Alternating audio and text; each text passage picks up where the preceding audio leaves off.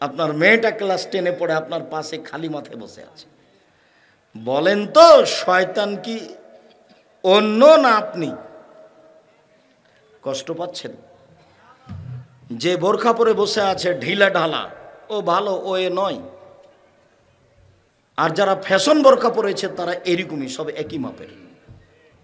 উপস্থিত বৈঠকের মুসলিম বোন, 4টা কাজ করেন জান্নাতের সব দরজা খোলা। 1, 5 ওয়াক্ত সালাত। 2, রমজান মাসের সিয়াম। 3, স্বামীকে মেনে চলা। 4, জেনায় লিপ্ত না হওয়া। 4টা কাজ করেন জান্নাতের সব দরজা খোলা। 1, 5 ওয়াক্ত সালাত। 2, রমজান মাসের রোজা। 3, স্বামীকে মেনে চলা। 4, জেনায় লিপ্ত না হওয়া। আব্দুর রাজাক সাহেব, আমরা চুয়াডাঙ্গার পল্লীর মহিলা, 3টা কাজ আমরা করি। 1, 5 ওয়াক্ত সালাত আদায় করি। 2, রমজান মাসে রোজা থাকি। 3, জেনায় লিপ্ত হই না। 4, স্বামীকে মেনে চলতে পারি না, আমার স্বামীর মুখ খারাপ, অকথ্য ভাষায় গালি দেয়, আর বড় মোবাইলে দিন রাত ল্যাংটা মেয়ে দেখে। এগুলো আমি সহ্যই করতে পারি না, ওকে আমি দেখতেই পারি না। খানা পানি মেয়েকে বলি তোর আব্বুকে খাবার দিয়াই, বৌমাকে বলি তোমার শ্বশুরকে খাবার দিয়ে এসো। কোনো সময় যদি কেউ না থাকে, নিরুপায় 1 গ্লাস পানি দেওয়া লাগে, তো 1 গ্লাস পানি আমি সামনে নিয়ে যাই, ঠ্যাকস করে রেখে ওইদিকে চলে যাই। ওকে আমি সহ্যই করতে পারি না। হ্যাঁ, আমি আপনার সাথে একমত। এরপরেও আপনাকে বলছি, স্বামী যতই খারাপ হোক আপনাকে আমি মেনে চলার জন্য অনুরোধ জানাচ্ছি।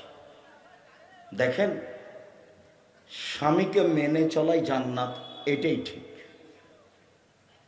একজন মহিলা রাসূলের কাছে এসে প্রয়োজনীয় কথা শেষ হতে চলে যাচ্ছে। আল্লাহ রাসূল বলছেন, এই শোনো শোনো, তোমার স্বামী আছে? জি আছে। তোমার স্বামীর কাছে কেমন? না, আমি তাকে মূল্যায়ন করার চেষ্টা করি। আরে মূল্যায়ন করার চেষ্টা করো মানে? হুয়া জান্নাত তো কেন আরকে? সে তো তোমার জাহান্নাম, সে তো তোমার জান্নাত। তোমার স্বামী তোমার জাহান্নাম, তোমার স্বামী তোমার জান্নাত। সে তো তোমার জাহান্নাম, সে তো তোমার জান্নাত। সম্মানিত দিনী বোন, আপনি তার সাথে কথা বলে দিন কাটান। শেষ পর্যন্ত যদি নাই হয়, তাহলে আপনি খোলা তালাক নিয়ে নেন। 30 দিন পরে অন্য জায়গাতে বিবাহ বসতে পারবেন। এভাবে ঝুলন্ত থাকিয়েন না, যার ফলাফল জাহান্নাম। আমি আপনার দিনী ভাই হিসাবে আপনাকে আমি মেনে চলার জন্য অনুরোধ জানাচ্ছি। সম্মানিত দিনী ভাই বোন, মহান আল্লাহ বলেন, লাইন আশরাকতা লা ইয়াহবাতান্না আমালুক। পৃথিবীর মানুষ শুনে রেখো, আল্লাহ তাআলা আমাদের নবীকে বলেন, মুহাম্মদ আপনি শুনে রাখুন, আপনি যদি শিরক করেন আপনার আমল বাতিল হবে, তাহাজ্জুদ কোনো কাজে লাগবে না। মহান আল্লাহ বলেন, ওয়ালাউ আশরাকু লাহাবিতা আনহুম মা কানু ইয়ামালুন। নবীগণ যদি শিরক করেন, নবীগণের আমল বাতিল হবে। শিরক করলে কারো আমল টিকবে না। মহান আল্লাহ বলেন, ইন্নাহু মান ইউশরিক বিল্লাহ ফাকাদ হারামাল্লাহু আলাইহিল জান্নাহ। কেউ যদি শিরক করে তাহলে তার জন্য জান্নাত চিরদিনের জন্য হারাম। শিরকের ফলাফল জাহান্নাম, শিরকের ফলাফল জাহান্নাম। হাদিসে কুদসি। এক খেয়ালে চেয়ে থাকবেন, কোনো ছেলে যদি পাশ থেকে উঠে তাহলে উঠতে দিবেন না, কিছুক্ষণ অপেক্ষা করবেন। গরম পানি আছে?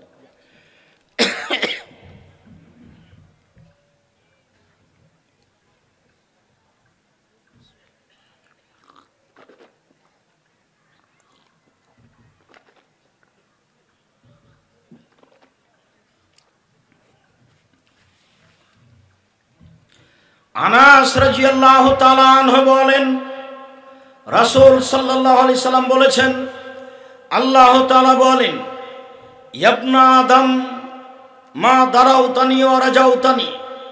আদমের ছেলে মেয়ে শোনো, তুমি যেভাবে ডাকো আমি সেভাবে থাকি, তুমি যেভাবে আশা পোষণ করো সেভাবে আমি পূর্ণ করে থাকি। আদমের ছেলে মেয়ে শোনো, তুমি যেভাবে ডাকো আমি সেভাবে থাকি, তুমি যেভাবে আশা পোষণ করো সেভাবে পূর্ণ করে থাকি। ফাস্তাগফারতানি গাফারতু লাকা ওয়ালা উবালি, তুমি আমার কাছে ক্ষমা চাইলে ক্ষমা করে দিই, আমি পরোয়া করি না তুমি কত বড় পাপী, আমি পরোয়া করি না তুমি কত বড় পাপী, আমি পরোয়া করি না তুমি কত বড় পাপী। তুমি যেভাবে ডাকো আমি সেভাবে থাকি, তুমি যেভাবে আশা পোষণ করো সেভাবে পূর্ণ করে থাকি। জাবনা আদম লাবালাগা যুনুবুকা আনাস সামায়ে, আদমের ছেলে মেয়ে শোনো, তোমাদের পাপ বেশি হতে হতে যদি আকাশে লেগে যায়, পাপ আর পাপ, ফাস্তাগফারতানি, এরপরে যদি তুমি ক্ষমা চাও, গাফারতু লাকা, আমি তোমাকে ক্ষমা করে দেব, ওয়ালা উবালি, আমি পরোয়া করি না তুমি কত বড় পাপী, তুমি যেভাবে ডাকো আমি সেভাবে থাকি, তুমি যেভাবে আশা পোষণ করো সেভাবে পূর্ণ করে থাকি, আমি পরোয়া করি না তুমি কত বড় পাপী, আমি পরোয়া করি না তুমি কত বড় পাপী, তুমি যেভাবে ডাকো আমি সেভাবে থাকি, তুমি যেভাবে আশা পোষণ করো সেভাবে পূর্ণ করে থাকি। এই পর্যন্ত দুনিয়ার। এবার চলেন বিচারের মাঠে। আদম সন্তান যখন বিচারের মাঠে উপস্থিত হবে তখন আল্লাহ আসবেন বিচারের মাঠে। আল্লাহ সামনে এসে বলবেন, ইয়া আদম লা আতাইতানি বিকুরাবিল আরজি খাতায়া সুম্মা লাকিতানি লা তুশরিক বি শাইআ লা আতাইতুকা বিকুরাবিহা মাগফিরা। ও আদমের ছেলে মেয়ে শোনো, আজকে তোমরা এসেছো বিচারের মাঠে আকাশ জমিন পরিমাণ পাপ নিয়ে, পাপ আর পাপ তোমাদের আকাশ জমিন পরিপূর্ণ হয়ে আছে। আমি আল্লাহ তোমাদের কাছে সেই পরিমাণ ক্ষমা নিয়ে এসেছি, তোমার যেই পরিমাণ পাপ আমার সেই পরিমাণ ক্ষমা, তোমার যেই পরিমাণ পাপ আমার সেই পরিমাণ ক্ষমা, তোমার পাপ যত আমার ক্ষমা তত, তোমার পাপ যত আমার ক্ষমা তত। যদি শিরক না থাকে, শেষের বাক্যটা মনে করতে পারলেন না? বিচারের মাঠে মানুষের যেই পরিমাণ পাপ সেই পরিমাণ ক্ষমা, যদি শিরক না থাকে। শিরক তো পূর্ণ নোট দেওয়া যাবে না, কে বড় ক্ষতিগ্রস্ত বই থেকে নোটটা নিতে হবে। তবে আমি দু একটা শিরক দেখাবো।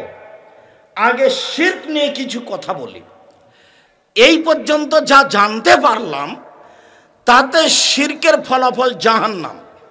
এই পর্যন্ত যা জানতে পারলাম, শিরক ছাড়া বাকি পাপ বিচারের মাঠে কি হবে? ক্ষমা হবে ইনশাআল্লাহ, শিরকটা হবে না। বিনিময় কি হবে? জাহান্নাম।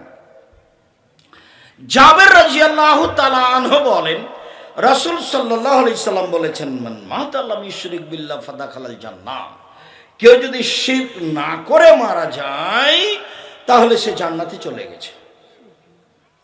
ওমান মাতা ওয়া আশরাকা বিল্লাহ ফাদাখালান নার, কেউ যদি শিরক করে মারা যায় তাহলে সে জাহান্নামে চলে গেছে। হাদিস বুখারী মুসলিম। ফলাফল এই।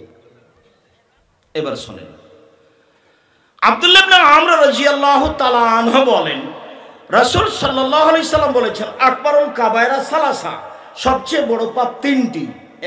এক, আল ইশরাকু বিল্লাহ, আল্লাহর সাথে শিরক করে। দেখেন সিরিয়ালে এক এসেছে। দুই, বাপ মায়ের অবাধ্য চলা। তিন, মিথ্যা সাক্ষী দেওয়া। চুয়াডাঙ্গা জেলে কত মানুষ 10-15 বছর থেকে আছে, ও নিজেই জানে না আমি কেন জেলে। জজ জানে না ঘটনা কি, উকিল জানে না ঘটনা কি, যে সাজিয়েছে সেই শুধু জানে। ও সাজিয়েছে এমন ভাবে যে ওকে ধমাইতে পারলে আমরা জয়ী। তখন সেদিন ছিল রংপুরে, সাজানো তো ওকে 1 নম্বরে আসামি করেছে। আর একজনকে বলেছে 50,000 টাকা দিব তোকে, তুই জজের সামনে বলবি আমি 2 চোখে মারতে দেখেছি। তখন ও জজের সামনে কি বলছে? বলছে আমি একে 2 চোখে মারতে দেখেছি, 20 বছর জেল হয়েছে। তখনও বলছে ব্যাপারটা কি, আমি কেন জেলে? ও নিজেও জানে না আমি কেন জেলে, জজ জানে না ঘটনা কি, উকিলও জানে না ঘটনা কি, শুধুমাত্র যে সাজিয়েছে লিখতে বলছে সেই জানে। এই জন্য মিথ্যে সাক্ষী হলো পৃথিবীতে তৃতীয় মহাপাপ। বলেন তো 1 নম্বর পাপ কি? শিরক। 2 নম্বর পাপ কি? মিথ্যে সাক্ষী দেওয়া, মানে বাপ মায়ের অবাধ্য চলা। যখনই আমি বিদেশে যাই বক্তব্য দিই, তখন আমি বলি দেখো বাড়ি তো তোমাদের চট্টগ্রাম, সিলেট, বরিশাল, নোয়াখালী, কুমিল্লা, এসব ডিস্ট্রিক্ট না থাকলে তো আমরা বিদেশে এসে সম্মান পেতাম না। আমি গাড়ি থেকে নেমেছি, টয়লেটে ঢুকবো তো তেল পাম্পে নেই, পাশে একটা হোটেল, দরজায় যেতে ছেলেগুলো দৌড়িয়ে আসলো, আরে আপনি কেন এখানে? আমার হাত পা কাঁপছে আপনাকে দেখে। কি ব্যাপার? আপনাকে তো জান দিয়ে ভালোবাসি, আপনার কারণে তো পরিবর্তন হয়েছি, তো কি করতে পারি? আমি বলছি একটু টয়লেটে যাব। আচ্ছা ঠিক আছে, টয়লেটে 2 তলায় চলেন, নাস্তা পানি সব রেডি। তখন আমি বলছি দেখো তোমরা চট্টগ্রামের, সিলেটের, নোয়াখালীর না থাকলে সম্মান পাওয়া যেত না। এই যে চুয়াডাঙ্গার লোক আর চাঁপাইনবাবগঞ্জের লোক, এরা খালি চাকরি করবে আর দেশে থাকবে, বাইরে যাবে না, আর ছোটোখাটো ব্যবসা করবে, বড় ব্যবসা না করলে জাতির উপকার করতে পারবেন না। তা আপনি যে বলেছেন চকলেট, তা আমি কি চিরদিনই চকলেটের কথা বলেছি? চকলেট থেকে কলা, কলা থেকে কাপড়, কাপড় থেকে কোটি টাকা। ধনী হতে কতদিন সময় লাগবে মোটামুটি? বক্তব্য শোনেন না নাকি? প্রায় 25 থেকে 30 বছর। 25 থেকে 30 বছর। আর একজনের উপকার করতে চাইলে ব্যবসা ছাড়া বিকল্প কোনো পথ নাই। চাকরি করে যদি খান 25 দিনে বেতন শেষ হবে, 5 দিন ধার করছো, আবার যখন বেতন পাবেন তখন আবার দিয়েছে, আবার 25 দিন পরে। এখন মায়ে বলছে বেটা কিছু টাকা পয়সা দিতে হতো, আম্মা এ মাসে তো পারলাম না, দেখি সামনে মাস, 1 মাসও পারবে না। তা আমি বলেছি দেখো বইয়ের নামে অ্যাকাউন্ট খোলো না। 5 বছর বিদেশে থেকেছে, টাকা শুধু বইয়ের নামে পাঠিয়েছে, যখন আসার সময় হয়েছে টাকা পয়সা নিয়ে বউ পালিয়ে গেছে। এখন দেশে এসেছে তো বাপ আর মা আর এই বেটা 3 জন কাঁদে। আর যাওয়ার সময় বাপের সাথে এত দুর্বল সম্পর্ক, বইয়ের নামে যে অ্যাকাউন্ট খুলেছে সেটাও বাপকে বলেনি। আমার মা আমাকে বলতো বেটা সাবধান, নারী 3 জানের বড়ি, নারীকে খুব ভয় করে চলতে হয়। এ দেখেন, তা আমি বলেছি দেখো তোমরা বিদেশে এসেছ, খবরদার বাপ মায়ের নামে অ্যাকাউন্ট খুলবে, বউয়ের নামে খুলো না। বউকে ভালোবাসো, আমি ভালোবাসতেই বলছি, বউকে মারো না, বউকে গালি দিও না, বউকে আদর করো, বউকে ঢেকে রাখো, বউকে আদর করো। এত আদরের বউ, এত আদরের ওরা, এত আদরের ওরা হচ্ছে বগুড়া সোনাতলা হাটের আদরের মালসা। ওদের আদর করতে হয়, ওদের ঘিরে রাখতে হয়, ওদের ঢেকে রাখতে হয়। অ্যাকাউন্ট খুলবেন না, সব কথা বলবেন না, ভুল হবে, শয়তান তাকে বিরক্ত করবে। এখন দেখছেন 3 জন কাঁদছে, কে কে? বাপ মা বেটা, এরা 3 জন এখনো কোনো সময় পৃথক হবে না। বাপকে পৃথক হতে হবে মরার পরে।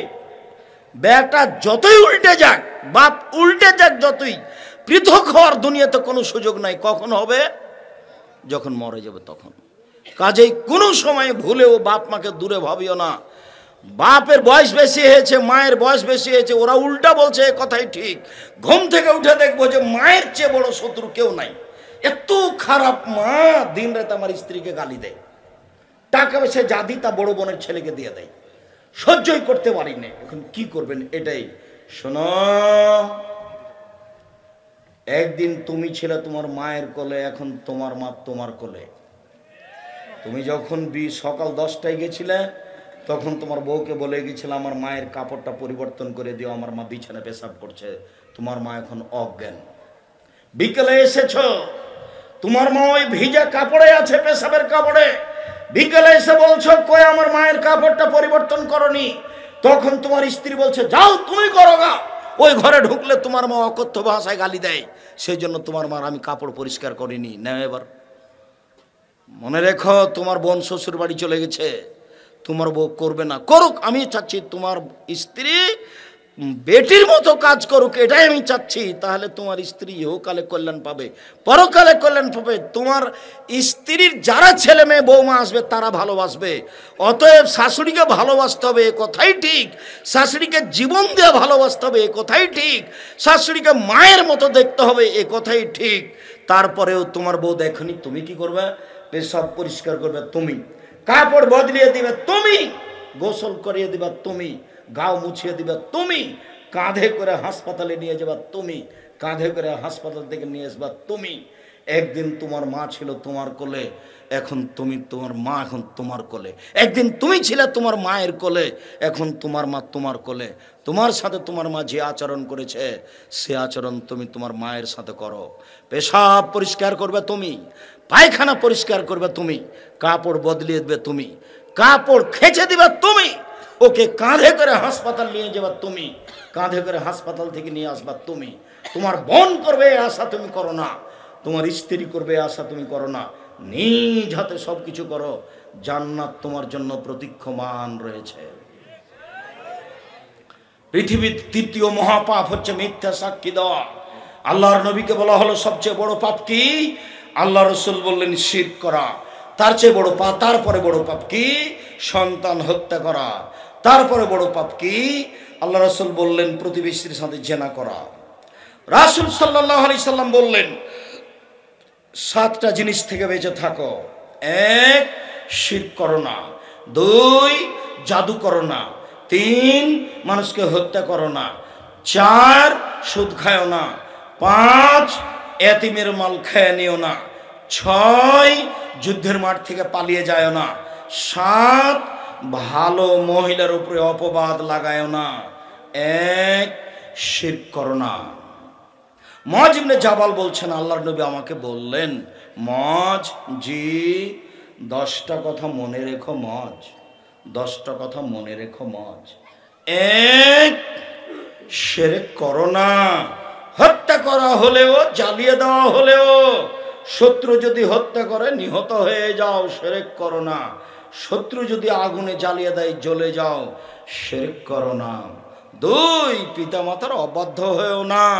বাপ মা যদি বলে বউ তালাক দাও, দিয়ে দাও, তবে বলতে পারো আম্মা ভেবে দেখবেন কি তালাক কি আসলেই দিব, আপনি একটু পরামর্শ করে দেখেন, আপনি যা বলছেন তাই হবে। 3, ফরজ সালাত ছেড়ো না। 4, নেশাদার দ্রব্য বিড়ি সিগারেট জর্দা পান খায়ও না। 5, নাফরমানি করো না। পাপ কাজ করলে আল্লাহর পক্ষ থেকে গজব নেমে আসবে। যদি জেনা পাপ কাজ হয় তাহলে রুজি কমে যাবে, চাকরি হারিয়ে যাবে, ব্যবসা মায়ের খাবে। যদি পাপ কাজটা কি হয়? জেনা হয়, তাহলে কি হবে? রুজি কমে যাবে। হাদিস সহিহ, খুব ভালো করে মনে রাখতে হবে। যদি জেনা হয় তাহলে রুজি কমে যাবে, চাকরি হারিয়ে যাবে, ব্যবসা মায়ের খাবে, নিঃস্ব হয়ে যাবে। আবার বলছি যদি জেনা হয় এমন রোগ হবে যে রোগ ডাক্তার চিনে না। আমি বলিনি এই কথা, কিন্তু মুহাম্মদ সাল্লাল্লাহু আলাইহি সাল্লাম বলেছেন। এগুলো কোথায় পাবো আব্দুর রাজ্জাক সাহেব? মরণ একদিন আসবে, এ বইয়ের শেষের দিকে উপদেশ বইও আছে। যদি পাপ কাজ জেনা হয় তাহলে চাকরি মায়ের খাবে, তাহলে ব্যবসা মায়ের খাবে। যদি পাপ কাজ জেনা হয় তাহলে এমন রোগ হবে যেগুলো ডাক্তার চিনে না, যে রোগ ডাক্তার চিনে না। এই কথা মুহাম্মদ সাল্লাল্লাহু আলাইহি সাল্লাম বলেন। খবরদার পাপ করো না, পাপ করলে আল্লাহর পক্ষ থেকে গজব নাজেল হবে। আরো শোনো, যুদ্ধের মাঠ থেকে পালিয়ে যায় না। আরো শোনো, মহামারী কলেরা যদি করোনা ভাইরাস হয় তাহলে ছোঁয়াচে রোগ বলে পালিয়ে যায় না। 2020 সালের করোনা ভাইরাসে আমি আব্দুর রাজ্জাক বিন ইউসুফ বলেছিলাম, কারো যদি করোনা ভাইরাস হয়ে থাকে আমি তার সাথে এক প্লেটে খেতে প্রস্তুত। যদি কেউ করোনায় মারা যায় তাহলে আমি তার গোসল দেওয়াবো, জানাজা দেওয়াবো, কাফন দাফন করব। এতে যদি আমার করোনা হয় তাহলে আমি বলবো না এর কারণে হয়েছে, আমি বলবো পৃথিবী সৃষ্টির 50,000 বছর পূর্বে আমার ভাগ্য লেখা হয়েছিল, তখন লেখা হয়েছিল তুমি করোনায় মারা যাবা, তাই আমাকে করোনা হয়েছে কথা আমি বলবো। যদি ছোঁয়াচে রোগের কারণে করোনা হয় তাহলে ঢাকা ফিউচার মার্কের মালিক করোনায় মারা গেল কেন? ওরা এদেশের পানি খায় না, ওরা এদেশের পানি খায় না। আর করোনা হয়েছে যাদের, ওরা যেসব খাদ্য খেয়ে ফেলে দিয়েছে ওইগুলো যারা কুড়িয়ে খাচ্ছে তাদের হয়নি করোনা। তা আমি করোনার রোগীকে দেখতে গেছি ঢাকা হাসপাতালে, তার ছেলে, তার মেয়ে, তার স্ত্রী যেতে দেবে না।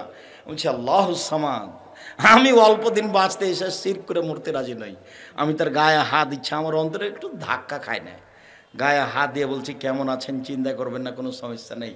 তখন বলছে আপনাকে অনেক ভালোবাসে, আপনি যায়েন না, আপনি যায়েন না ওখানে। ওর মা, ওই ছেলে লোকের স্ত্রী বলছে, ওর ছেলে বলছে, ওর মেয়ে বলছে। আমি যে করোনায় বিশ্বাস করি না, তাকে আমি 5 পয়সা দাম দিই না। মেয়েটা আমাকে বলছে বিমানে, মাস্ক পরেন, ধৈর্য ধারণ করো, মাস্ক পরেন, ধৈর্য ধারণ করো, মাস্ক পরেন, ধৈর্য ধারণ করো। আবার যখন বলেছে, আমি যখন বিমানে উঠছিলাম তখন তুমি দেখোনি যে আমার মাস্ক নেই, তুমি তখন নামিয়ে দাওনি কেন? দেখো, জুলুম করো না। আমি আব্দুর রাজ্জাক বিন ইউসুফ মাস্ক পরে ভাগ্য বাড়াতে রাজি নই, আমি ওই ভাগ্য চাই না। আমি চাই যেটা 50,000 বছর আগে লেখা হয়েছে পৃথিবী সৃষ্টি, সেটাই আমি চাই, অন্য চাই না। দোয়া করো, দোয়া দিয়ে ভাগ্য আমি বাড়াতে চাই, এই সব মাস্ক দিয়ে আমি ভাগ্য বাড়াতে চাই না। সম্মানিত দিনী ভাই বোন, বলছিলাম রাসূল সাল্লাল্লাহু আলাইহি ওয়াসাল্লাম যা বললেন তাতে শিরক মহাপাপ। এবার চলেন দুই একটা বলি। একটা লোকের হাতে আল্লাহ নবী দেখলেন বালা, তামার বালা। আল্লাহ রাসূল বলেন, কি ব্যাপার, এটা কি? তখন লোকটি বলছে, আল্লাহ রাসূল, আমার শরীরে দুর্বলতা রয়েছে, সেই জন্য তামার বালা দি, রাবার দি, সৌদি আরব, কুয়েত, কাতারের ঘড়ি জাতীয় কি ওটাকে বলবেন, ব্রেসলেট, এটা ব্যবহার করি এই কারণে। তখন আল্লাহ রাসূল বলছেন, ইনজিহা, এটা খোলো, এটা যদি তোমার হাতে থেকে যায়, তুমি যদি মারা যাও জাহান্নামে চলে যাবা। এখন যাদের হাতে এটা আছে, আংটি আছে, অষ্টাধাতুর আংটি, হুজুর বলেছে হাতে দাও ভালো হয়ে যাবে, পীর সাহেবে বলেছে এই মুহূর্তে খুলে দিয়ে যদি মারা যান জান্নাত হবে, থাকা অবস্থায় মারা গেলে জান্নাত হবে না, বাঁচার কোনো পথ নেই। এই ছেলে, কোনো বাচ্চা ছেলেকে আপনি পাশ থেকে উঠতে দিবেন না।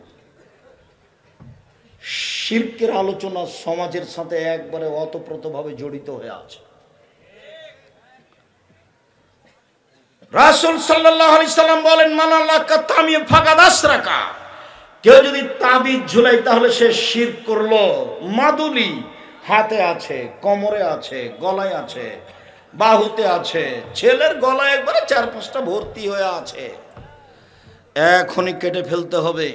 মরে যদি যান মুসলমান হয়ে মরবেন, এ অবস্থায় মারা গেলে মুশরিক অবস্থায় মরবেন, বাঁচার কোনো পথ নেই। রাসূল সাল্লাল্লাহু আলাইহি সাল্লাম বলেন, ইন্নার রুকা ওয়াত তামায়েম ওয়াত তাওয়ালা শিরকুন, নিশ্চয় ঝাড়ফুঁক করা শিরক। শিরকি কথায় ঝাড়ফুঁক করা শিরক। কোরআন মাজিদ পড়ে, হাদিসের দোয়া পড়ে, পানি পড়ে দেওয়া যায়, তেল পড়ে দেওয়া যায়, ঝাড়ফুঁক করা যায়। কোরআন এবং হাদিসের দোয়া ব্যতীত এমনি কিছু দোহাই দিয়ে পড়লে শিরক হবে। আজ থেকে কারো কাছে যদি তেল পড়ে নেন, যদি পানি পড়ে নেন, তাহলে বলবেন মুন্সি কি পড়েন, যদি বলে কালির দোহাই, অমুকের দোহাই, তাহলে হয়ে গেছে জাহান্নামে, আপনি যাবেন জাহান্নামে, বাঁচার পথ নাই। শিরকের ফলাফল জাহান্নাম। যা ইলা রাসূলিল্লাহ রাহাতুন, আল্লাহর নবীর কাছে 10 জনের একটা দল আসলো। ফাবায়াতিসান, তিনি 9 জনের সাথে বায়াত করলেন, একজনের সাথে বায়াত করলেন না। সাহাবীগণ বললেন, আপনি 9 জনের সাথে বায়াত করলেন, ওর তারাকতা ওয়াহেদান, একজনকে ছেড়ে দিলেন কেন? তখন আল্লাহ নবী বলছেন, ওর গলায় যে একটা আছে তাবিজ, তাই তার সাথে বায়াত করলাম না। ফাদ খালায়া দাহু, সে হাত গলায় ঢুকিয়ে তাবিজটা ছিঁড়ে ফেললো। ফাবায়াহু রাসূলুল্লাহ সাল্লাল্লাহু আলাইহি ওয়াসাল্লাম, তখন তার সাথে বায়াত করলেন। মনে রাখবেন যে যত অষ্টাধাতুর আংটি আছে, তামা আছে, বালা আছে, রাবার আছে, এগুলো সব শিরক, টোটালি শিরক। এগুলি থেকে বেঁচে থাকতে হবে, সাবধান। সম্মানিত দিনী ভাই বোন, ওয়াকিদ আল-লাইসি বলছেন, খারাজা রাসূলুল্লাহ সাল্লাল্লাহু আলাইহি ওয়াসাল্লাম হুনাইন, আল্লাহ রাসূল একবার হুনাইনের যুদ্ধে বের হলেন। তো যাচ্ছেন একটা গাছের পাশ দিয়ে, সেই গাছটা হলো মুশরিকদের, ওরা ওদের তরবারি গাছে ঝুলিয়ে রাখতো। তখন সাহাবীগণ বলছেন, ইজাল্লানা জাতা আনমাতিন, ওদের একটা জাতে আনমাত গাছ আছে, গাছের নাম জাত আনমাত, গাছের নাম জাত আনমাত। ওরা ওদের গাছে তরবারি ঝুলিয়ে রাখে, ওতে কল্যাণ গ্রহণ করে। তা আপনি আমাদের একটা করে দেন না, গাছ নির্ধারণ করে দেন না আল্লাহ নবী, আমরা সে গাছের নিচে বসবো, আমাদের তরবারি গাছে ঝুলাবো, আমরা সেখান থেকে কল্যাণ নিব। তখন আল্লাহ রাসূল বলছেন, সুবহানাল্লাহ, ছি ছি ছি ছি ছি ছি, হায় হায় হায়, হাজা কালা কম মুসা, আরে এটা তো মুসার সম্প্রদায় বলেছিল, মুসার সম্প্রদায় বলেছিল ইজালানা ইলাহান কামা লাহুম আলাইহা, মুসা আপনি আমাদের জন্য একটা মাবুদ করে দেন না, ওদের যেমন মাবুদ আছে, ওদের আছে সরস্বতী, ভগবতী, কালী, দুর্গা, লাত, উজ্জা, মানাত, আরো কত কি, ওদের যেমন মাবুদ আছে, জিলাপি দেয়, ঝুরি জিলাপি দেয়, তাদের কাছে কল্যাণ চাই, আপনি আমাদের একটা মাবুদ করে দেন, সেখানে কল্যাণ চাইবো। এটা মুসার সম্প্রদায় বলেছিল।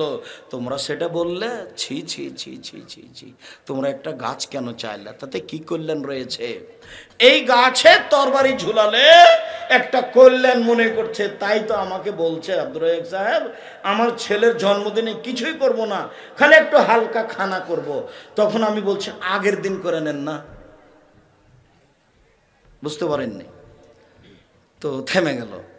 বলছে আগের দিন করলে যে অত ভালো লাগবে না, তো পরের দিন করেন। সে খোটা ভালো লাগবে না, বলে তিতা তিতা লাগবে। এই জন্যই তো শিরক, দিবস পালন এজন্যই শিরক। সেটা যেটাই হোক, তোমার মা দিবস হোক নাহলে তোমার বাপ দিবস হোক, দিবসে কোনো কিছু নেই, মনে করলেই শিরক। রাসূল সাল্লাল্লাহু আলাইহি ওয়াসাল্লাম বলছেন আদাওয়ালা তেয়ারা, সংক্রামক ব্যাধি নেই, ছোঁয়াচে রোগ নেই। কেউ যদি ছোঁয়াচে রোগ আছে মনে করে তাহলে সে শিরক করলো, ছোঁয়াচে রোগ নেই। আল্লাহ নবী বলেন লা এদু এলা শাইন এলা শাইন, রোগ ব্যাধি একজনের কাছে আর একজনের কাছে পার হয়ে যায় না, রোগ ব্যাধি একজনের নিকট হতে আর একজনের কাছে পার হয়ে যায় না, রোগ ব্যাধি একজনের থেকে আর একজনের কাছে পার হয়ে যায় না। তখন সামনে একজন পল্লীর বেদুইন মানুষ ছিল, ও বলছে যাই তো আল্লাহ নবী, কিভাবে? একটা উটকে যদি চুলকুনি ঘাও হয় বাকি সব উটকে হয়ে যায়, এই দেখেন ছোঁয়াচে রোগ আছে। তখন আল্লাহ রাসূল বলছেন আচ্ছা তাহলে প্রথমটাকে কিভাবে হলো? তখনও চুপ হয়ে গেছে, তখন পল্লীর মানুষটা কি হয়ে গেছে? চুপ হয়ে গেছে। তখন আল্লাহ রাসূল বলছেন শোনো, খালাকালাহুল খালকা, আল্লাহ প্রাণী সৃষ্টি করেছেন, কাতাবা হায়াতাহু ওয়া মাউতাহু ওয়া রিজকাহু ওয়া মাসাইবাহু, আল্লাহ লিখে দিয়েছেন তার মরণ, লিখে দিয়েছেন তার জীবন, লিখে দিয়েছেন তার রুজি, লিখে দিয়েছেন তার করোনা ভাইরাস, মানে রোগ ব্যাধি। করোনা ভাইরাস বলে কি বলতে চাইলাম? রোগ ব্যাধি। কবে লেখা হয়েছে? পৃথিবী সৃষ্টির 50,000 বছর পূর্বে। অতএব আজকে আপনি নতুনভাবে হয়েছে এটা মনে করলেই শিরক হবে। রাসূল সাল্লাল্লাহু আলাইহি ওয়াসাল্লাম বলছেন লা তেরা, কোনো অশুভ ফল নেই। বাড়ি থেকে বের হয়ে গেছেন তো কলমটা ভুলেন নিচে নেমে গেছেন, এখন আর কলমটা নিতে যেতে চাচ্ছেন না। বাড়ি থেকে বের হয়ে বাড়িতে এসেছেন, কাজ করে কাজ হয়নি, তখন বলছেন কার যে মুখ দেখে গেলাম। সব কথাগুলি শিরক, ফিরে যাওয়া যাবে না, এই কথাগুলি শিরক। সম্মানিত দিনী ভাই বোন, গরুকে লাথি মারা যায় না এই কথা বললে শিরক হয়, তুলসী গাছ তুলে ফেলা যায় না এই কথা বললে শিরক হয়, হাত থেকে গিলাস পড়ে গেলে কুটুম্ব আসতে পারে এই কথা বললে শিরক হয়, ঘরের উপরে কাক ডাকছে কেউ আসতে পারে এই কথা বললে শিরক হয়, দুধের বাচ্চা নতুন প্রসব হয়েছে, এই মা বাইরে গেলে লোহা হাতে করে বের হতে হবে, নইলে বাচ্চাকে চোরাচুন্নি পাখিতে ধরবে এই কথা বললে শিরক হয়, চুলার উপরে পা লেগে গেলে খারাপ হয়ে গেল এমন কথা বললে শিরক হয়, ধানের উপর দিয়ে দানার উপর দিয়ে জুতা পায়ে দিয়ে হাঁটা যায় না এই কথা বললে শিরক হয়, আনা যাবে না, সিম গাছ থেকে সিম ছিঁড়ে আনা যাবে না, ভাত রান্না করা যাবে না, ঘর বাড়ি ঝাড়ু দেওয়া যাবে না এমন কথা বললে শিরক হয়। আপনার মা কুলাতে চাউল ঝাড়ছিল, বাচ্চাটা ধরিয়ে এসে কুলার উপরে চড়ে নিল, তখন আপনার মা বলল হট, কুলাতে পা দিতে হয়, ছি ছি ছি, কুলাতে পা দিতে হয় না এই কথা বললে শিরক হয়।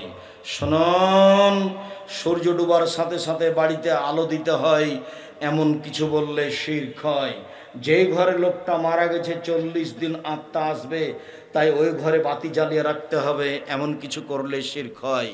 স্বামী মারা গেছে নাকফুল খুলে দিতে হবে, এই কথা বললে শিরক হয়। গয়না খুলে দিতে হবে, খালি থাকতে হবে, এই কথা বললে শিরক হয়। যেভাবে আছে জুতা স্যান্ডেল পরে জামা কাপড় পরে গয়না গায়ে দিয়ে ওইভাবেই থেকে যাবে। 4 মাস 10 দিন নতুন কিছু লাগাতে পাবে না, তার নাম শোক। হাতে হাতে খুলে ফেলতে হবে, এর নাম ভালো নয়, এরই নামে শিরক। আবার এটা চুয়াডাঙ্গা, মানে এটা যশোরের অন্তর্ভুক্ত। তার মানে কত যে শিরক আছে, একেবারে চট্টগ্রামের মতো। কেননা এটা উত্তরবঙ্গ নয়, রংপুর, দিনাজপুর, লালমনিরহাট, নীলফামারী, কুড়িগ্রাম, পঞ্চগড়, ঠাকুরগাঁ, জয়পুরহাট, গাইবান্ধা, বগুড়া, এগুলি কিছুটা কম আছে বৃহত্তর যশোরের চেয়ে, বৃহত্তর খুলনার চেয়ে, বৃহত্তর বরিশালের চেয়ে, বৃহত্তর নোয়াখালীর চেয়ে, বৃহত্তর ফরিদপুরের চেয়ে, বৃহত্তর কুমিল্লার চেয়ে, বৃহত্তর সিলেটের চেয়ে, বৃহত্তর বরিশালের চেয়ে। এইসব ডিস্ট্রিক্টগুলি পীর দিয়ে চলে, এইসব ডিস্ট্রিক্টগুলি তাবিজ দিয়ে চলে। তাবিজ যখনই বরিশালে নামবো, বিমান থেকে নামবো, তখন খালি আমার মাথা পেতে দিবে, একটু ফোঁক দিয়ে দেন, একটু ফোঁক দিয়ে দেন। আমি যে আমি পীর নই, আপনি ভুল বুঝেছেন মনে হয়, আমি দোয়া করে দিছি বাস, এটাই আলহামদুলিল্লাহ। এ দেশ শিরক দিয়ে ভরা। দাখালা রাসূলুল্লাহ সাল্লাল্লাহু আলাইহি ওয়াসাল্লাম মাক্কাতা অফিল বাইতে সিদ্দুনা সালাসমিয়া নসব। আল্লাহর নবী যখন কাবা ঘরে প্রবেশ করলেন মক্কা বিজয়ের বছর, তখন কাবা ঘরে 360টি মূর্তি ছিল। ঢোকে জালায়ান ওতহু বেউদিন ফিয়াদেহি, হাতে একটা লাঠি ছিল, সে লাঠি দিয়ে মূর্তিগুলি ভাঙতে লাগলেন আর বললেন, জাল হক এসেছে সত্য, ওয়াজাকাল বাতিল চলে গেছে মিথ্যে, ইন্নাল বাতিলা নিশ্চয় মিথ্যে, কানা জাহুকা চিরদিন মিথ্যে। ছবি মূর্তিকে সম্মান করা শিরক। কাবা ঘরে যা ছিল সব বের করে দিলেন। রাসূল সাল্লাল্লাহু আলাইহি ওয়াসাল্লাম বললেন, লা তাজলু কবরি ওয়াসানান ইস্তাদা গাজাবুল্লাহ আল্লাযিনা